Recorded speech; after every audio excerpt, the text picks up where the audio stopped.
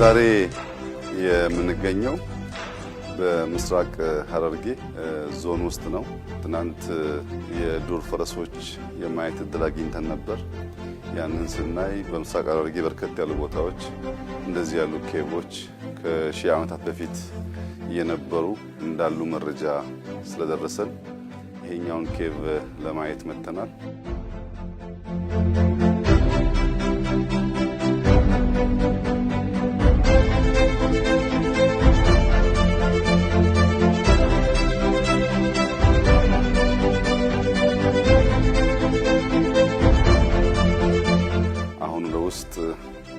ወደ 500 ሜትር የሚጠጋ ተጉዘናል።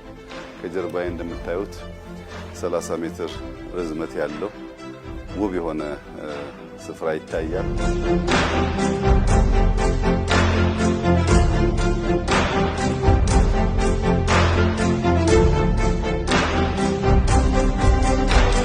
ኢትዮጵያ ገና ታውቆ ተዝቆ የማያልቅ ታሪክ ሀብት እንዳላት አንዱ ማስረጃችን ይህ ኬቭ ነው።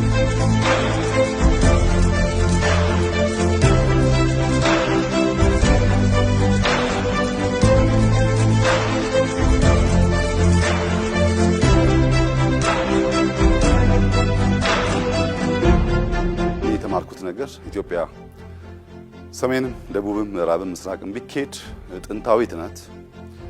ተፈጥሮን መቀየር መስራት የሚሹ ጀግኖች ህዝቦች የነበሩባት ሀገር ናት። ኢትዮጵያ ሀያል የነበረች ሀገር ናት። ትልቅ ሀገር ናት። ያ ቢሸፈን ቢቀባ ቢቀበር በተሟላ መንገድ ሊጠፋ አልቻለም። ቅሪቶች አሁንም ይታያሉ። እነዚህን ቅሪቶች አይቶ አቧራ አራግፎ የነበረው ቅርጻችን፣ አቋማችን፣ ቁመናችን ለመያዝ በትብብር በመደመር በማስተዋል ወደ ውስጥ በማየት መቆም ያለብን ጊዜ አሁን ይመስለኛል።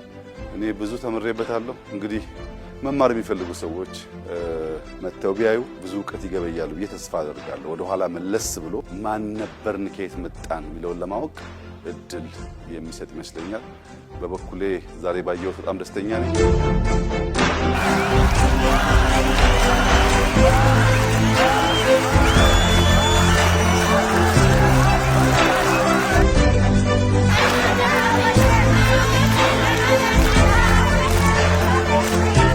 የምስራቅ ሐረርጌ ሕዝብ ላደረገልን አቀባበልና ግብዣ እጅግ አድርጌ አመሰግናለሁ።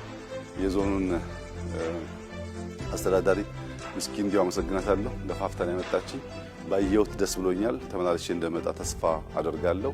እንግዲህ ኢትዮጵያ አሁንም ታውቃ፣ አሁንም ተቆፍራ፣ አሁንም አቧራው ረግፎ ያላለቀ ብዙ ምስጢር ያላት ሀገር መሆኗን መገንዘብ በመቻሌ እጅግ አድርጌ ላመሰግን እወዳለሁ። ጥሩ ቆይታ ነበረ። ቀሪውን ታሪክና ትውልድ ፈልፍሎ የሚያወጣው